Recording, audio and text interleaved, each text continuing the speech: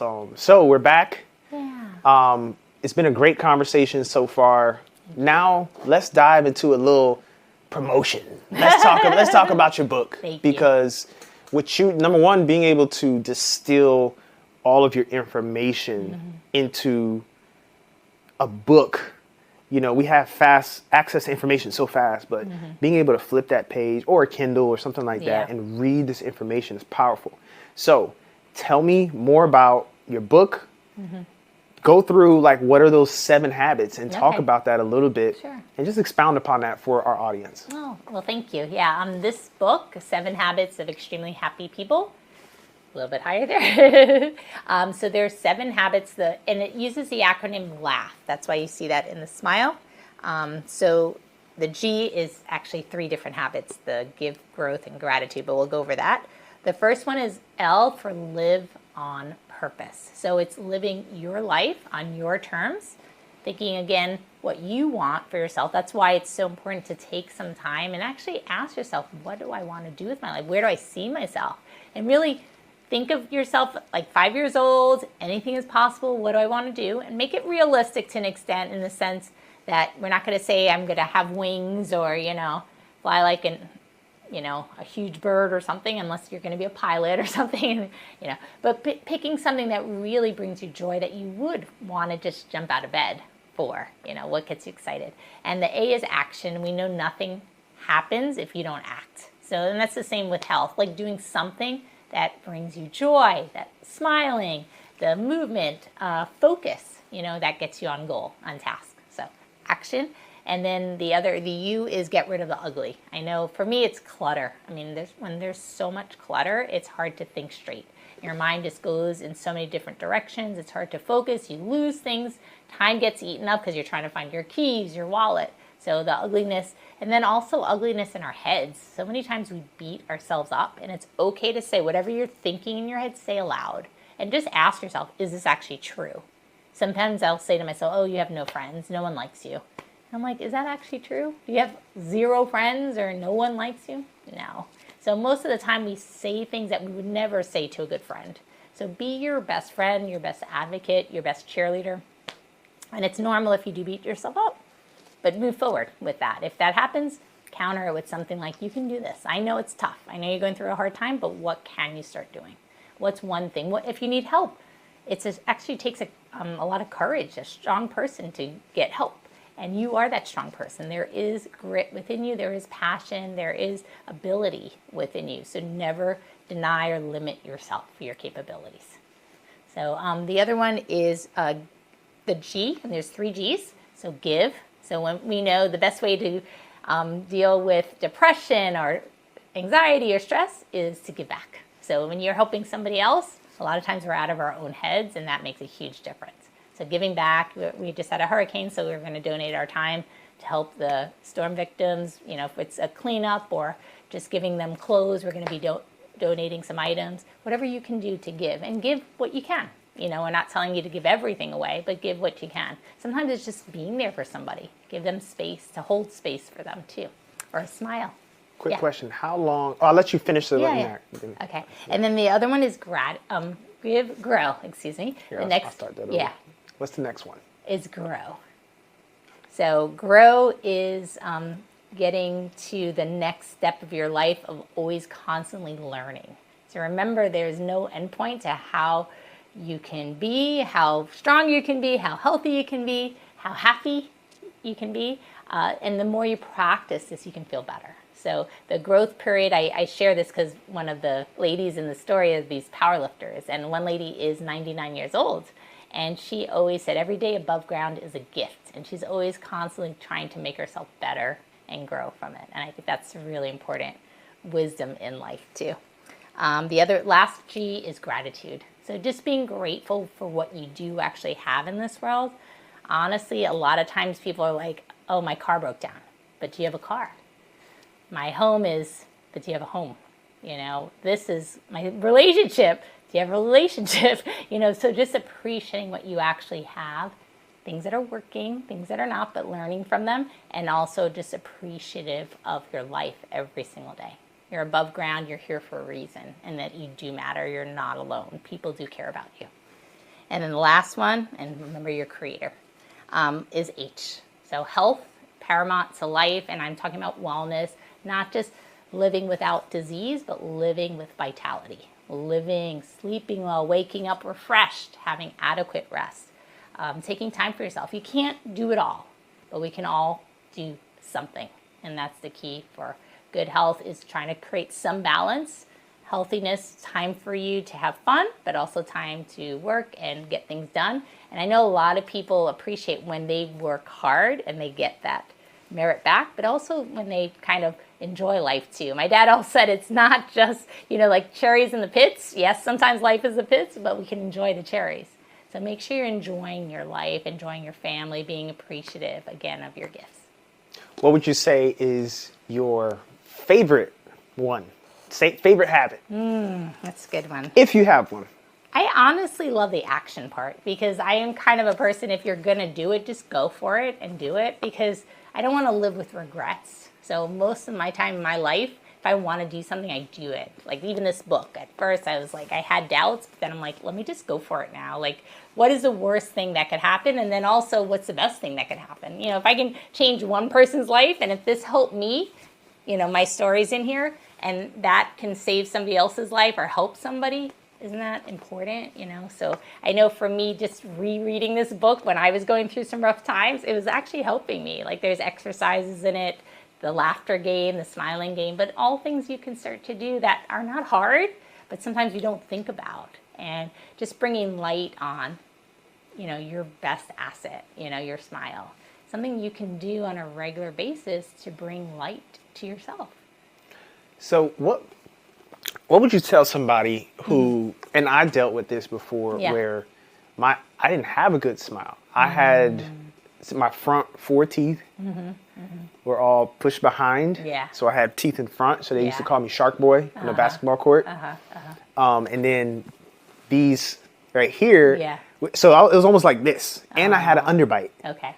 So what would you tell somebody who, like me, it wasn't just aesthetic, it was medical as well. Like, what would you tell somebody who is going through that period where they're like, that won't work for me because I have bad teeth? Right. Well, first go to the dentist. That's always important to get it checked.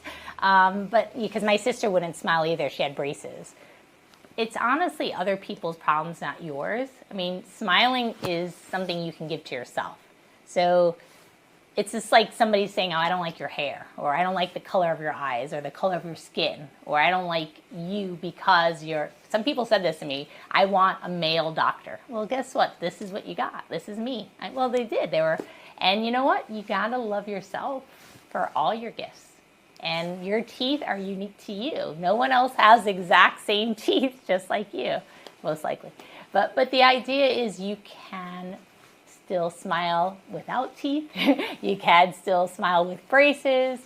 And I have so many people I have that are crooked or missing teeth, or they're discolored teeth, but they're so much more beautiful with their smile. And you probably have seen those pictures where people just, even like kids, you ever see those kids? I remember I have a picture of me 9 years old, and all, like my front teeth are all missing. It's like the cutest picture. So it's okay to just love who you are, because that makes you the most amazing person in the world. You heard that? Love who you are, love everybody else, and share that love, Yeah.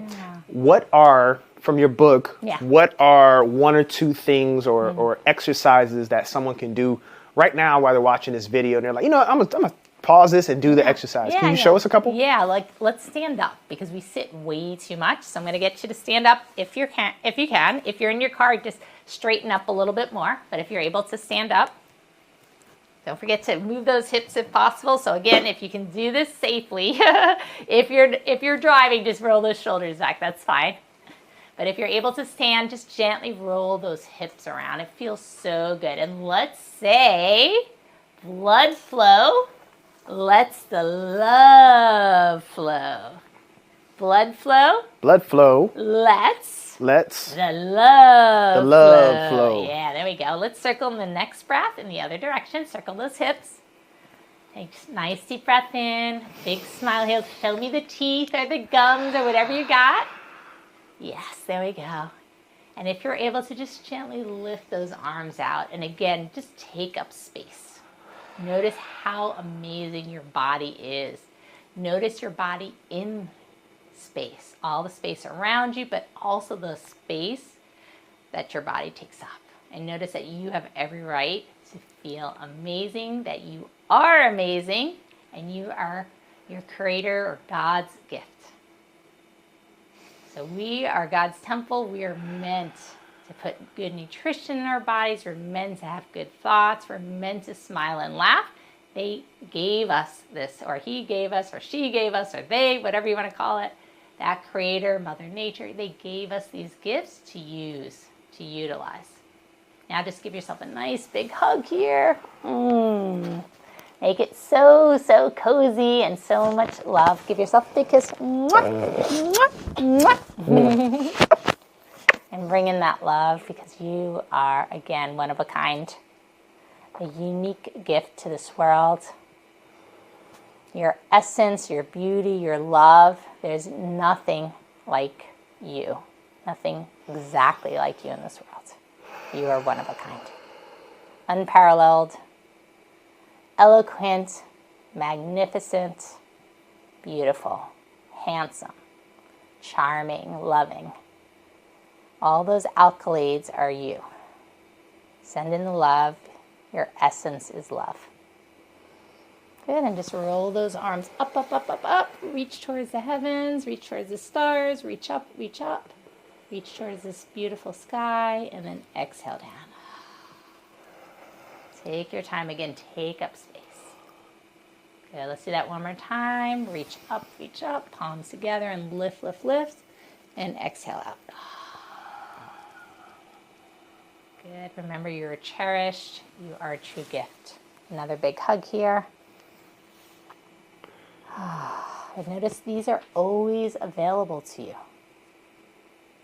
These are always available to you. And again, if you're not able to hug yourself, visualize it. All these movements can be visualized. And remember, the brain doesn't know the difference. If you visualize something and you see it as truth, it's your truth. So you feel those arms wrapped around you. You feel the love. You feel your energy penetrating from you to you.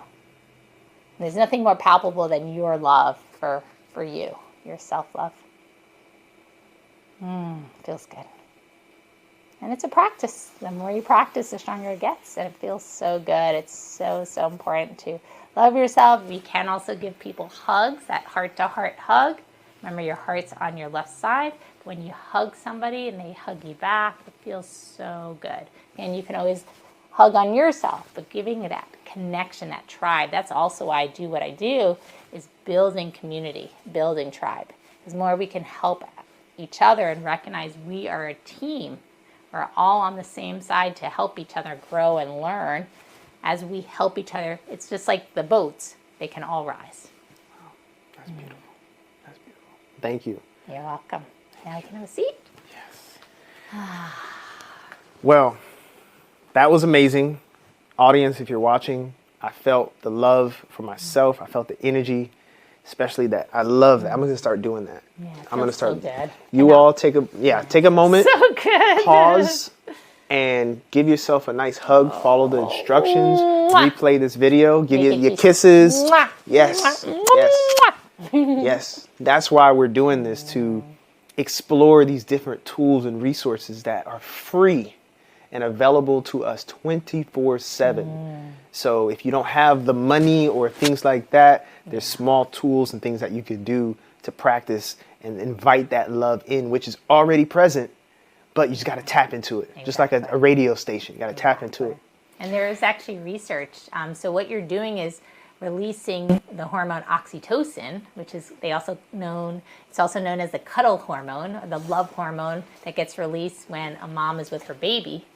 And the idea is that heart-to-heart hug, or when you're giving yourself a nice, beautiful hug, you release that oxytocin. It can lower blood pressure or make it more normalized. So if you have low blood pressure, it helps to normalize blood pressure. It also helps with lowering cortisol levels, which we know when the cortisol levels are too high, It can affect our sleep. It can cause obesity. It can raise blood sugars, raise blood pressure. It's that stress hormone. So cortisol you need for life, but you don't want it to be too high. You want it to be just right. Not too low or too high, but a good normal value.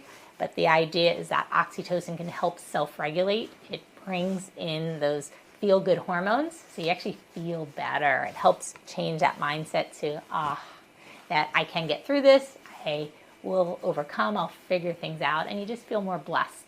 And I think that's really important. I love that. Yeah. So we got a few more minutes here. Okay. A couple topics that I do want to talk Sure, about, and we sure. may have some questions from Sure. our co-founder, Sabrina. Okay. So the first one, is there anything else about your book that you'd like to share with us, and then tell people where they can find it? We are donating proceeds to the Crisis Center. So this is... I'm going to have you say that just Okay. because a little hiccup. Yeah. So tell me, where can you find your book? Or tell me a little bit more about your book, anything else you want to share, and then where we can find it. Sure. So you can buy this book. The proceeds do go to the Crisis Center, so a percentage of proceeds goes there. And then we also have it in all different forms. There is an Audible book available. So if you are a person who listens to their books, which I do too, in their car or vehicle, we also have it in Kindle version, hard copy as well, if you just want to have that book available to feel it. It's all on Amazon, Barnes and Nobles, all the major sites we have it available. So if you look up 7 Habits of Extremely Happy People, you can find the book there. And again, a percentage of proceeds will go to the Crisis Center of Tampa Bay. So they do help people with depression, anxiety. It's a 24/7, they have a hotline 24/7 available hours a day where people can call in. But also, in addition, they can, if you are local, you can actually physically go there as well, which is nice. Can I see it? Yeah, sure. Can I get a little? Yeah. I'm going to show the audience. Thank you, thank you. Oh, yeah, you just clip that back. Yeah, sure. Yeah. Here's the book, everybody. The 7 Habits of Extremely Happy People. I'm going to read this book. I'm going to buy a copy, and I'm going to learn to use these skills and use these tools. I probably do a little bit of them, but that one that we just did, I'm going to start doing that even more. There's always room for improvement. Go check it out. I'm not making any money from this. This is just something that is a good resource for the community to have, that everybody can learn something from. So go check it out. Super happy. Look at that smile too. Love that. It's a nice smile. Laugh. He doesn't have any teeth if you look at that one. Yeah, you're right. There's no teeth in there. It's funny on when I'm doing video shoots or photos, Yeah. and I need to get people to kind of laugh. Yeah. I say, all right, I'm filming. I say, all right, I'm gonna laugh, so I want you to do the fake laugh with me. Let's go. And I start laughing, and it always makes them laugh, which is so fun. I'll let you hold that, Rena. So we're gonna switch gears just a little bit. Yeah. I want to dive into race, ethnicity, a little bit more, gender, in terms of you being a Black, but also multiracial, correct? I want you to dive into that, because there's a lot of people, we go by we look at something and go, oh, we assume, Right. and then also you being a woman in the field of medicine and being a doctor. Right. Big achievement. So kudos to you. Thank you for taking that challenge and being a part of not just history, her story. Oh, I love That's what I call it. Thank So you. just dive into that, into your ethnicity, whatever you feel comfortable with in terms of sharing that, because people need to know Black isn't monolithic. There's Black people everywhere around the world, mixed with a whole bunch of things. I know. Some more than others. Yeah. Dive into that. Okay. Well, first, I am a Jew of color, which a lot of people just look at me and say, you don't look Jewish. But my response is, what does a Jew look like? And just with anybody, if you look at them, you can't tell what's in your heritage just by just looking at somebody, because they can be Native American, they can be from South America, a lot of different cultures. But one thing I did want to dive is the discrepancy in the medical community, or medical care disparity based on race. So we do see a lot of high statistics of people in the Black African American populations just disproportionately either not having delayed diagnosis. And there can be various reasons, we were talking about that, but there's also economic reasons for that as well. So the socioeconomic impact of, as on a larger scale, if people are not earning same wages for same work. So even as a woman physician, sometimes women can, women doctors compared to male doctors sometimes can get paid differently, and then by race too. So doing the same thing. So it just, you need to, don't ever feel if you want to get a raise. Now find out what you need to do those things. But I do think if we can create more transparency, I think that would be helpful too. Sometimes, we feel intimidated to ask about pay or what somebody else is earning, but I think you have every right to check into that and see if you're getting equal pay for equal work. It really should, that should happen, but it doesn't, unfortunately.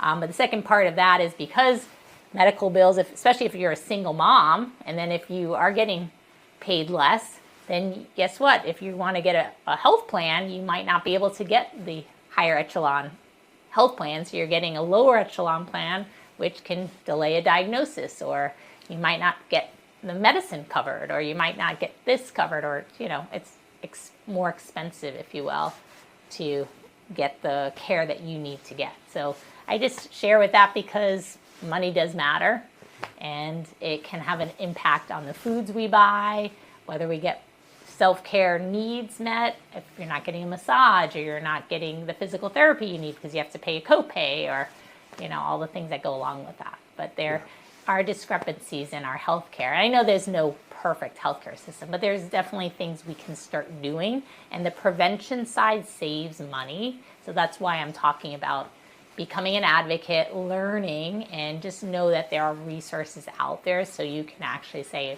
what tests should I get? Especially for African Americans, they should all be getting colorectal exams. I know those are not the fun exams, but they actually can find polyps, which are precancerous. So you can actually identify a cancer before it becomes a real cancer. So you can take it out, and it doesn't, then you can prevent the colon cancer from coming, which is huge.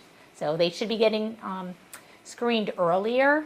A lot of times if you have a family history, it's maybe even earlier than that, but usually at least 45, but sometimes by 40. So it depends. Talk to your doctor, check out your risk factors. Now, for those who are like, I don't want to get a colonoscopy, and I get it.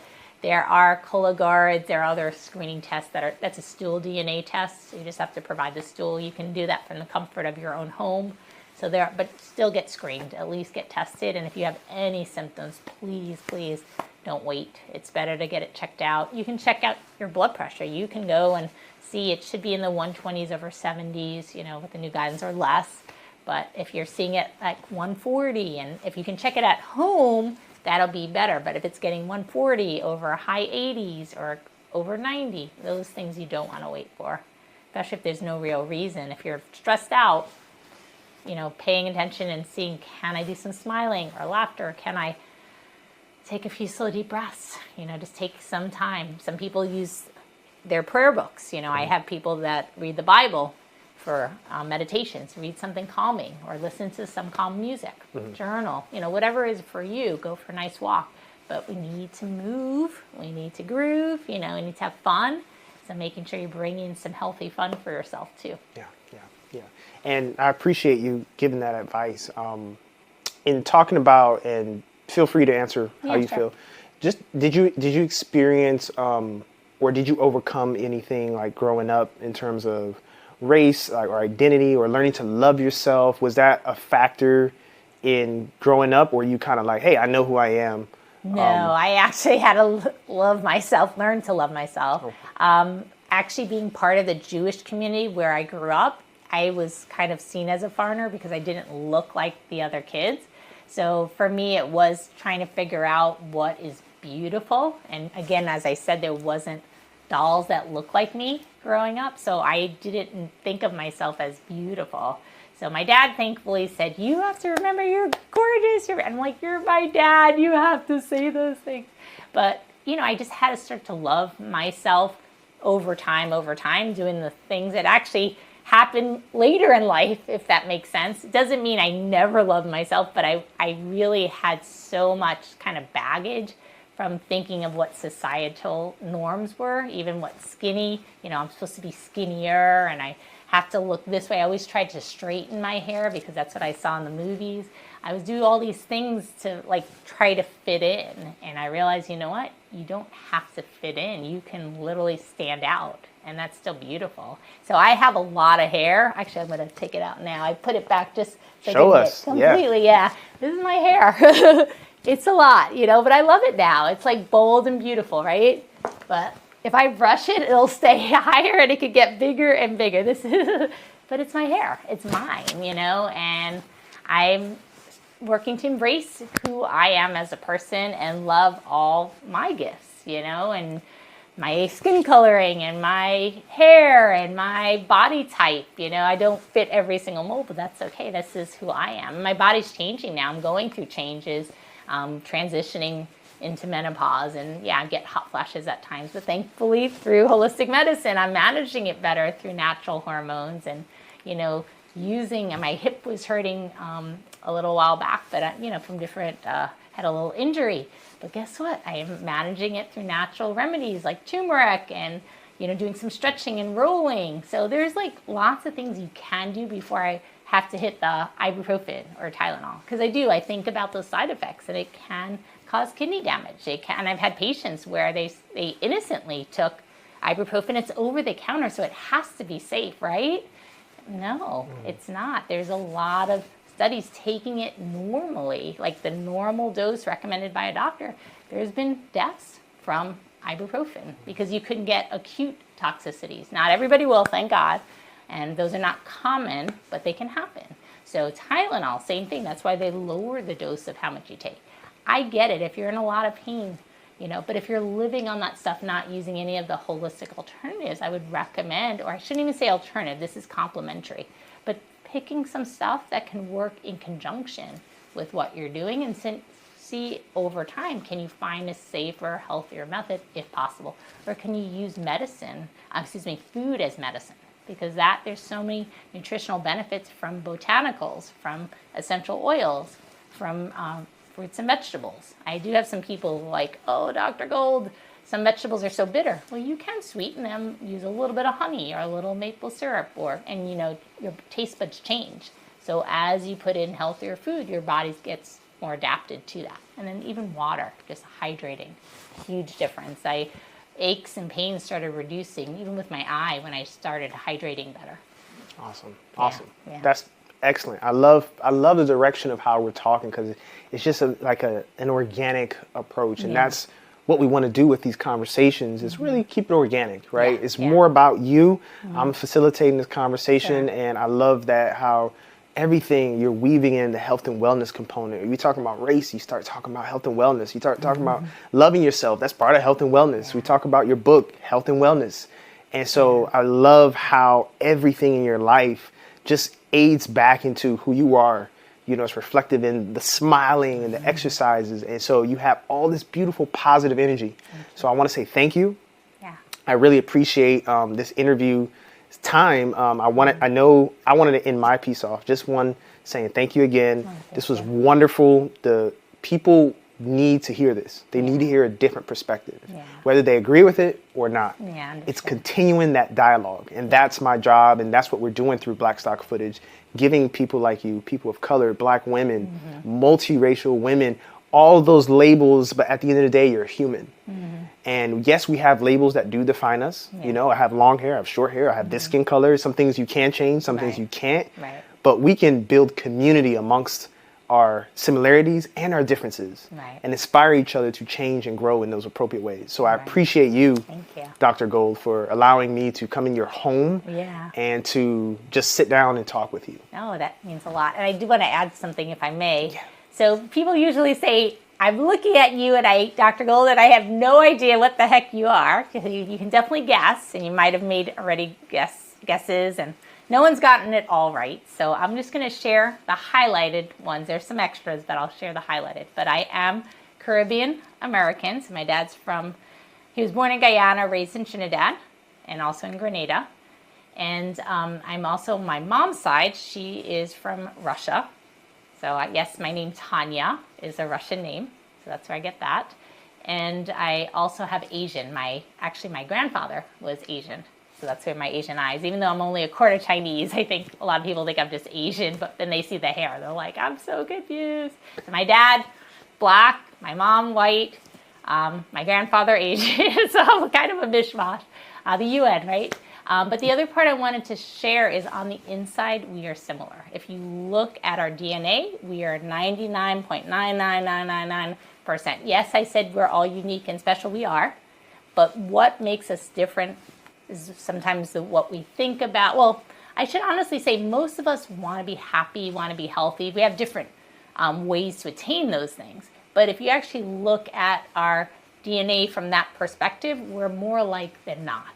And sadly, I think sometimes we let just a skin color or a hair color or, just certain differences make us seem so far apart. But we're actually more similar than not similar. We want our kids to, grow up and be the president or be this or, do well in school and marry this person, But to find that connection and realize that the more we unite and find tribe and connect, we can agree to disagree, but we can have that dialogue and actually learn, like, how often do you speak to somebody who has completely different views than you? How often do you speak to somebody who is different from you, like, in many different perspectives? I'm working on that. I'm not doing that all the time, but sometimes we only stay kind of in our bubble. But then you're not going to grow from that. The more you can grow is when you can have those conversations that are difficult. Those conversations that little like, oh, I'm listening to a different perspective. I'm learning. Again, doesn't mean you have to take on their views, but you're at least hearing and just listen. Your goal is not to change their views. It's just to understand where that person is coming from. And again, just not making anything right or wrong, just where it's coming from to understand each other. I think the more we can relate and realize we are human beings and we're meant to also be, we can grow with each other,